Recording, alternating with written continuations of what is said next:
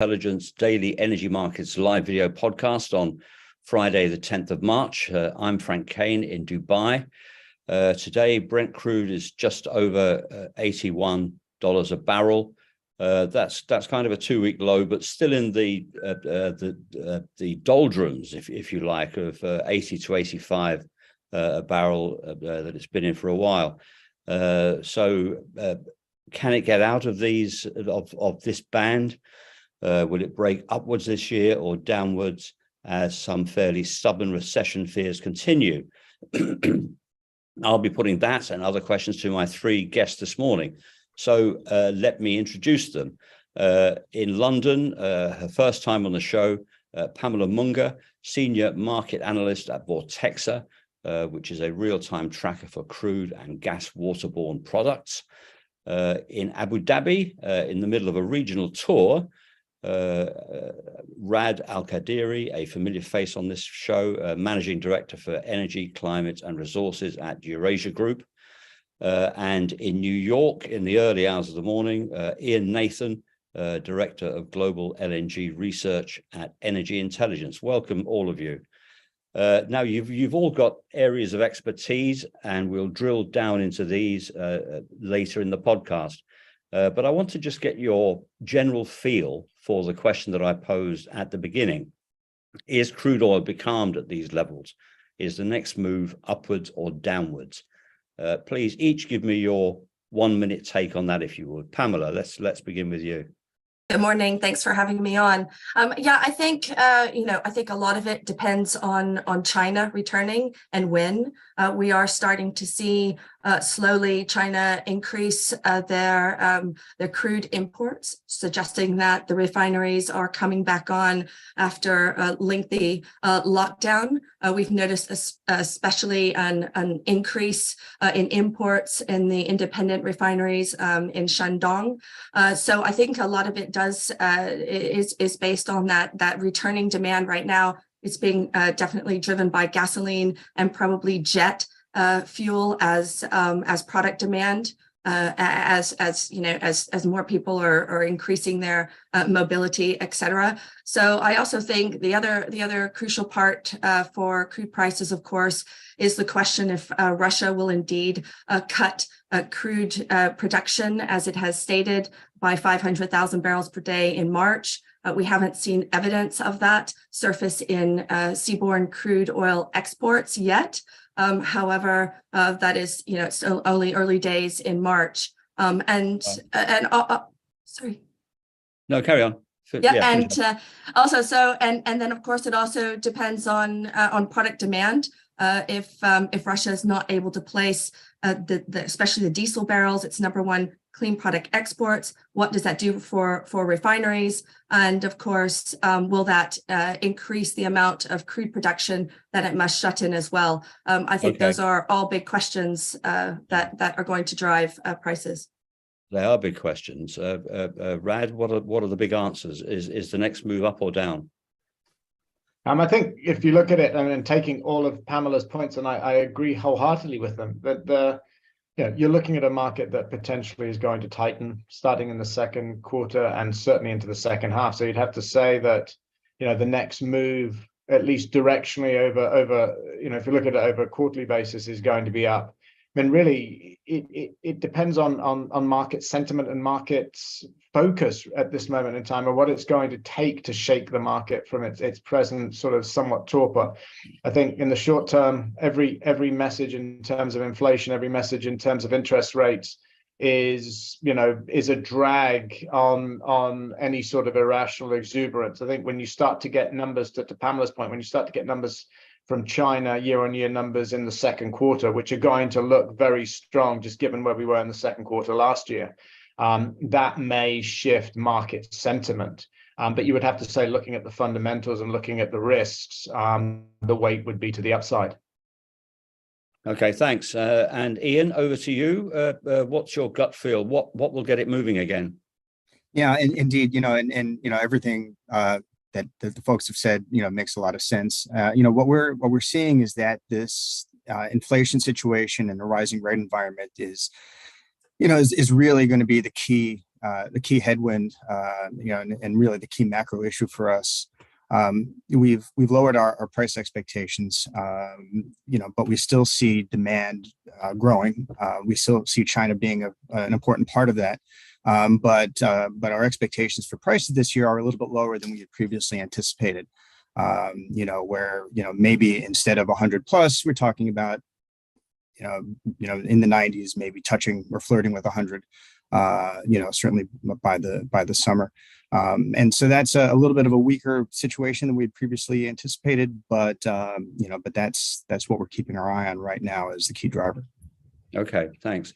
We heard from Andy Critchlow from S&P Platts yesterday, who was in Houston at CERAWeek, the oil man's Davos, as they call it. And he said that none of the talk there was of 100 plus this year now. Things had all changed. Now, Pamela, I know that you were there in Houston. You are from Texas. I would like to ask you what your own view is. There wasn't much of a Middle East presence there, as I understand it. Some of the big names who normally deliver keynotes didn't take up their invitations. Was there any chatter about that? How did people feel about that? Is this the Middle East blanking the USA?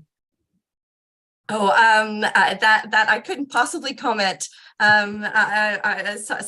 I think we really look at what the what the flows are. We keep track of course, the chat about the investment and the investment problem, the move from maybe more energy transition to energy security. And we do follow that ourselves as investment news to understand maybe where the next flow is going to come from and how exports are going to follow, seaborne exports are going to follow. I mean, one of the big questions, of course, is where do we see non-OPEC crude exports? And certainly, there's the fears, as everybody knows, about the U.S. Not being able to increase too much more its production based on several factors. One, of course, is lack of investment.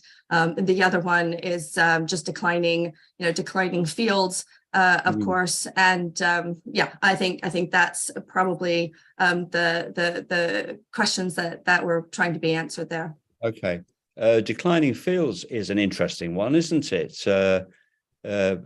We have heard suggestions of this in the past, but I think the notion that the Permian and other fields are plateauing, came across from Houston quite strongly. Was that your impression too?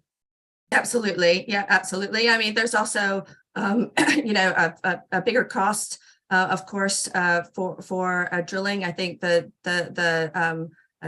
drills uncompleted, the wells uncompleted, which are an easier option to go after, are in decline. So it would take quite a bit of investment, I think, to start that drilling process again. So the next question is kind of where do you get your incremental volumes out of that non-OPEC side, especially out of the US? Okay. Rad, I know that I can count on you for a cynical view on this, but there was a lot of talk about balance between energy transition and energy security. And there was also, as I read and as I hear, a lot of interest in new investment in renewables and alternatives. Now, the cynic might say that this was oil men with an eye on the $360 billion worth of subsidies and incentives that the President Biden has put into his Inflation Reduction Act. What do you think?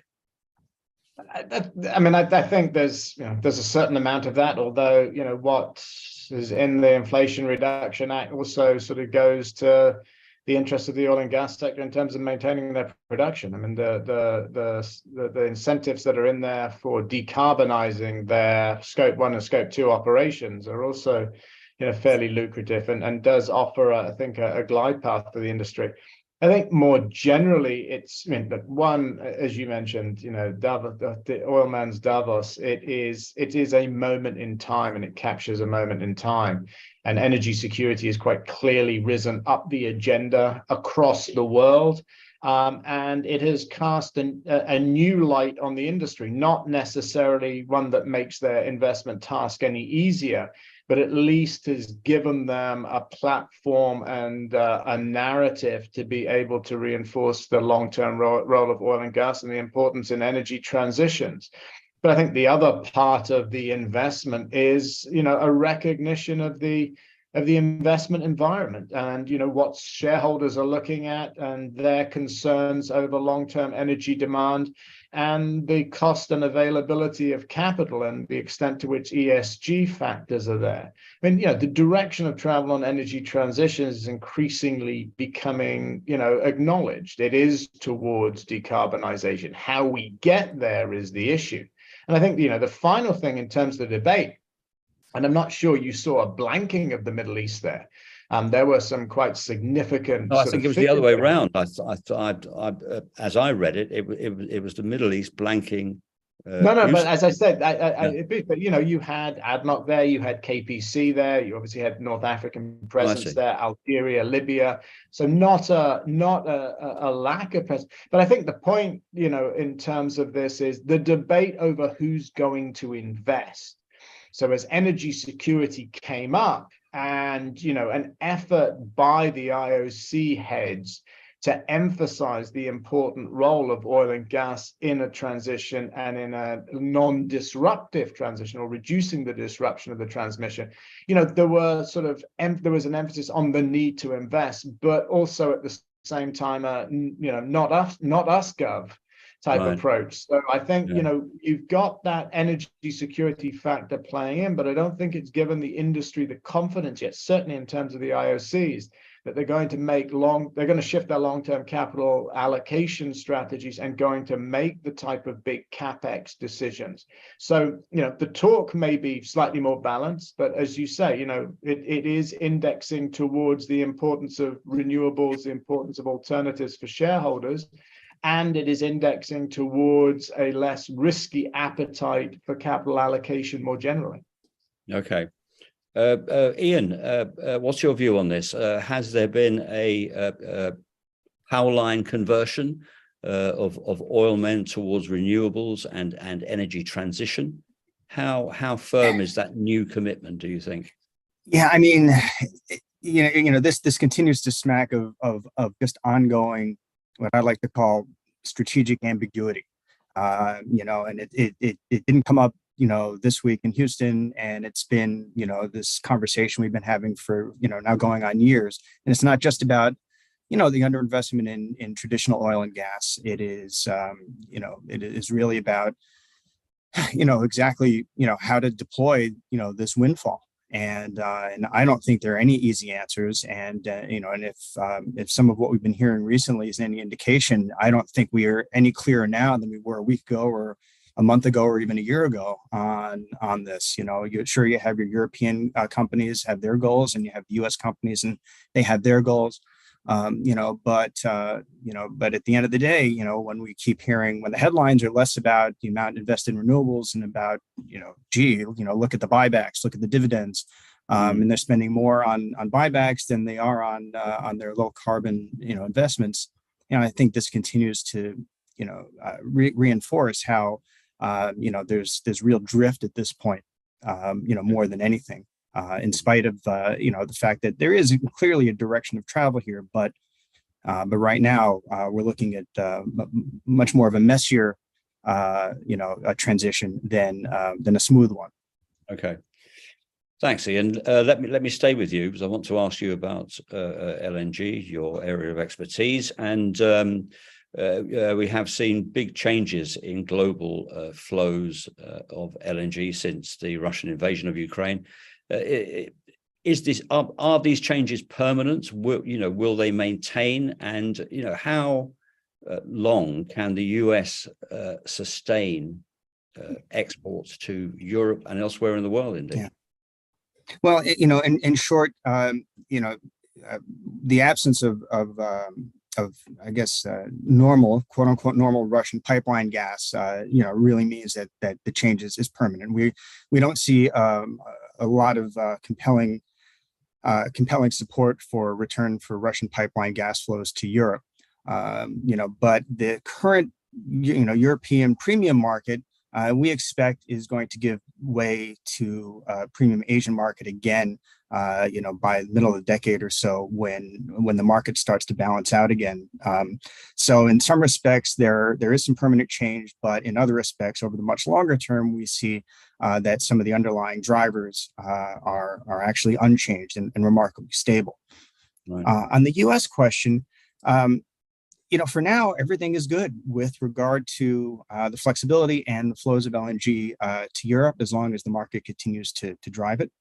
But the sustainability of, U.S. gas production and U.S. volumes, it's an interesting question, because when you really look at it and put some numbers to it, we're looking at with ventures that are under construction now in the U.S. and those that we expect to reach FID this year, that together gives you another roughly 10 BCF a day of gas requirement. And that's before the end of the decade. And that's roughly equivalent to about 10% of last year's dry gas production. So it's a significant amount of gas that will need to materialize.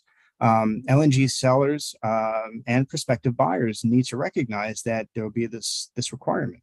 And so it'll be an interesting to see how this plays out. Okay. One of the CERAWeek participants said the world will not be able to live without American LNG. What was the point of that comment? Well, it's something I would agree with, and it's on the one hand, it is a supply question, for sure. The U.S. is really this, huge, huge supply province. The largest one of potential and forthcoming projects. But there's something else here as well that I think goes underappreciated, and that is that the U.S. importance to the global LNG trade was solidified, I would say, arguably, more than a decade ago. And again, it's not just the capacity and the supply piece of it, but it's also the fact that the U.S. has contributed massive flexibility and liquidity into the system. It's something that paid off handsomely last year. It's something that also paid off handsomely the year before during the post-pandemic recovery. And it was also important in 2020 during the pandemic year when the bottom fell out of the market. And you saw cargoes getting canceled left and right. So, so the U.S. role is really quite something. And just to put a fine point on that, I think through 2030 we see U.S. LNG making up roughly about, I would say, a quarter of global liquefaction capacity expected at that time, and even that can turn out to be conservative. So I think there is something to the Gunvor remarks. Okay, Pamela. So those kind of changing patterns are here to stay. Can the global shipping network handle this new pattern of trade and the new volumes that are going via different routes? Yeah, that's a good question. I know that's something that our freight team often looks at is new build of vessels. I don't necessarily have any statistics on new build for LNG vessels specifically, but I can just back up what Ian is saying. I was just having a look on our platform, and we do track LNG, and the US does account for 20% of global flows. It kind of goes Australia, Qatar, the US, in that particular order. And this is seaborne flows, not pipeline flows. Please keep in mind. And has really increased that flow over to Europe. And as you guys probably know, certainly Germany has been very quick to add LNG terminals in the north, which even caught us by surprise because we have to build, of course, the polygons around them to capture it. And they did it so fast. It was pretty amazing. So I think, everyone used to think that LNG would take a while to build that infrastructure. And I don't know, Germany has taught us something a little bit different here. Which is pretty amazing. Yeah.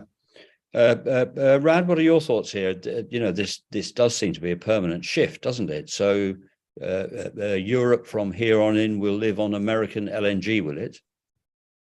I think Europe will live on whatever LNG is cheapest. And if European LNG, if US LNG is available and European and US LNG is cheaper, then that's what Europe will seek to have. I mean, where we've looked at it is possibly from the other angle, and again, taking some of the politics of this, and that is how sustainable is that European market? I think that becomes a sort of, we've touched on two parts of the trilemma, but the third part is, that sustainability and predictability of the European market. I mean, obviously the flexibility in US flows does help, but particularly if you're looking at some of the pre-FID projects, I mean, you wouldn't want to guarantee, your economics on the basis of the European market being there by 2030 at the same levels it is now, never mind beyond that. And, it's 2023. As we get closer, that's 7 years away. I mean, Europe has a very ambitious plan in terms of its energy transitions. It has an energy security imperative, going back to the theme of energy security, to try and meet those plans. And it's shown, at significant cost and a cost to industry as well as anything else, that it can introduce quite stark efficiencies into the system, losing over 80 BCM or more of demand for gas just since the Russian invasion. So I think, that becomes also part of the question.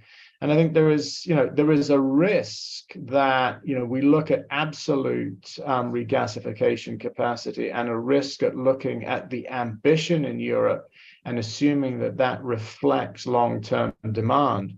Whereas, certainly on the regulatory side, on the policy side, on the energy efficiency side, and the ambition to introduce more renewables to reinforce self-sufficiency on the energy security side for Europe, that the demand picture for LNG, not just US, but global LNG in Europe, starts to look a lot weaker. And so I think LNG strikes me as the one part of our industry that's still living in irrational, exuberant sort of cycles, and is still looking at lag indicators as opposed to looking at forward indicators. And some of those forward indicators, have some dark clouds associated with them. Okay. Ian, irrational exuberance in gas? I guess in some parts of the market, perhaps. I think that, certainly from conversations we've had in the industry in recent months, there seems to be, I would say, perhaps irrational exuberance with regard to expectations for not just the durability of European LNG requirements, but also the volumes, which we're less optimistic about. But we absolutely see that there.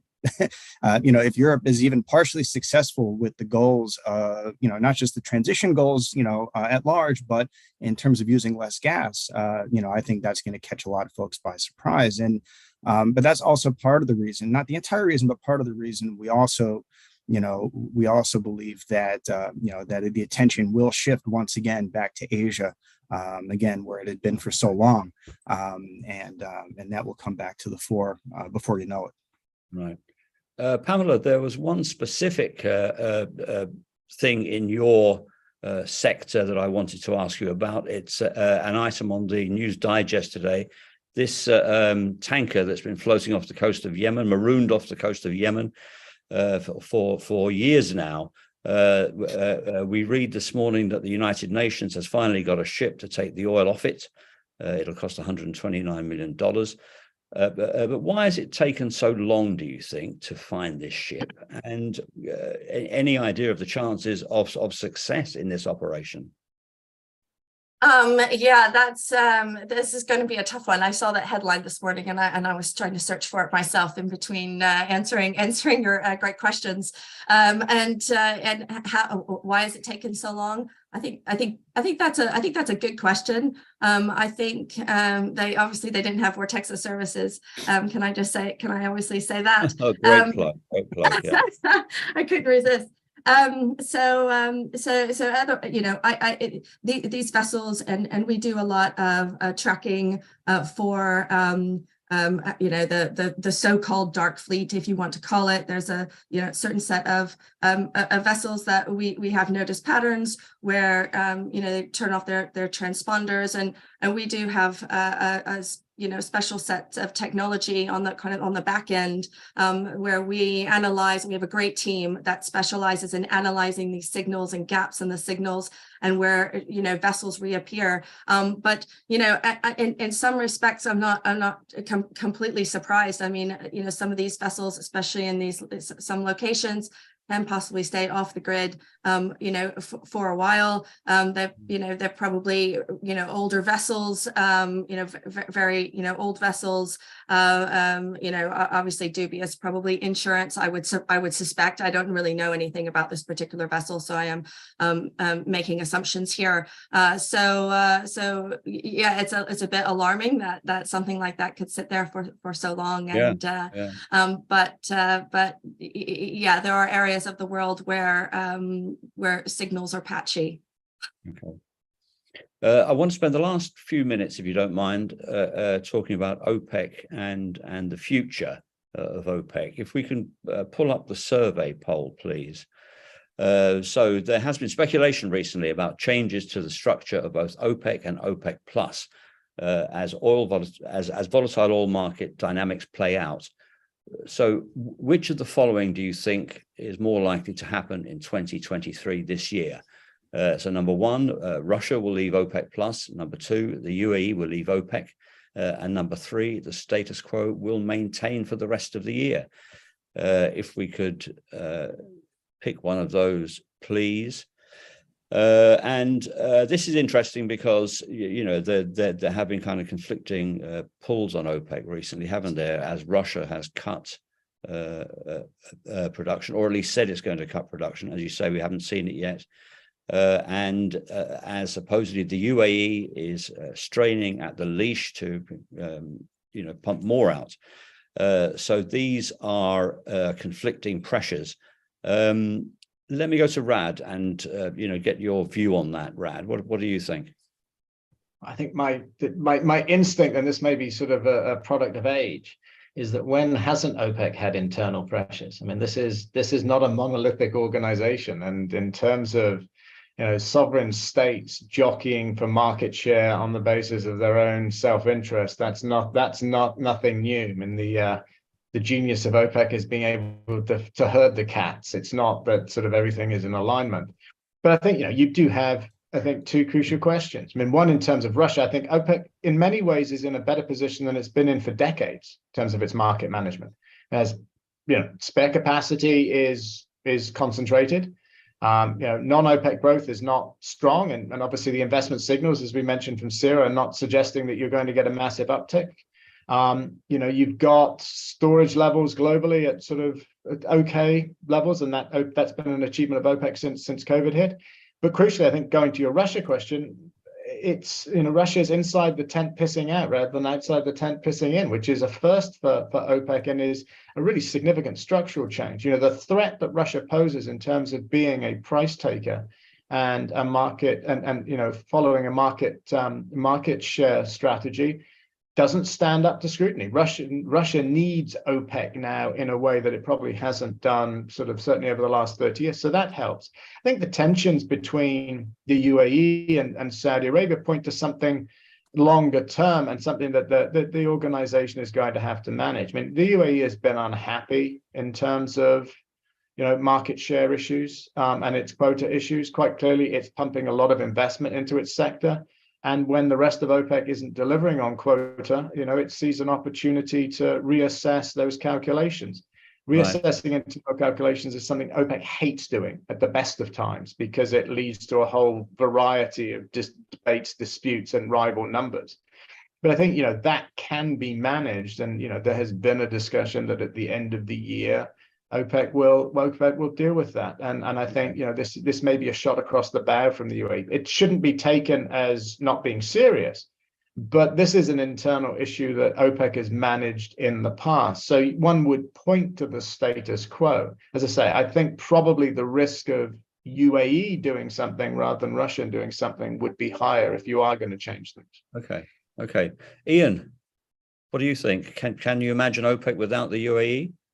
Yeah, I would tend to agree. It's I think a lot of what Rad said, I think makes a lot of sense. And you follow this, and I mean, folks who follow OPEC, I mean, I think spend most of their time, looking at all the various tensions among members over decades. So it's not anything new.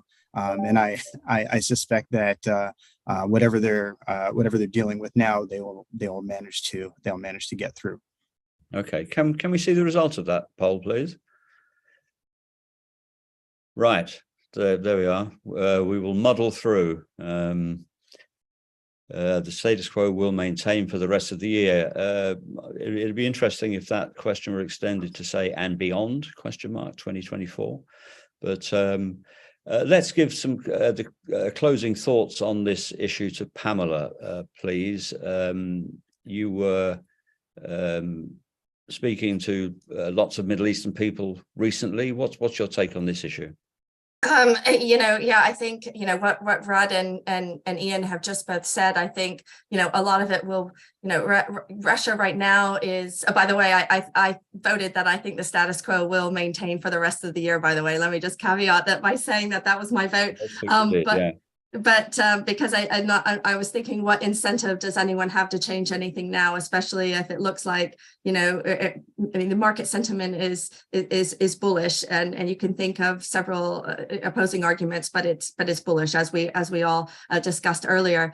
So what incentive really is there to change things now? The major caveat there is Russia is if Russia doesn't cut crude exports, seaborne crude on the water, production and exports, what does that do for prices? I mean, there's a lot of oil on the water right now, which I think is keeping prices relatively suppressed. And let's face it, they only have two major buyers, right? India and China, and they've kind of muscled in and kicked out a large percentage of some of those Middle Eastern barrels into India, but not really China so far. Okay. So I think yeah. Okay. Well, look, thanks all. I think we have to wrap there. So let me thank Pamela in London. Let me thank Ian in New York. You can get to sleep now, Ian. And let me thank Rad, who is in Abu Dhabi in the middle of a regional tour. Enjoy the rest of your tour, Rad. It was great to have the three of you. Thank you. A very interesting session, I thought. And thank you very much indeed. See you next time. Thank you for having us. Thanks, everyone. Thank you.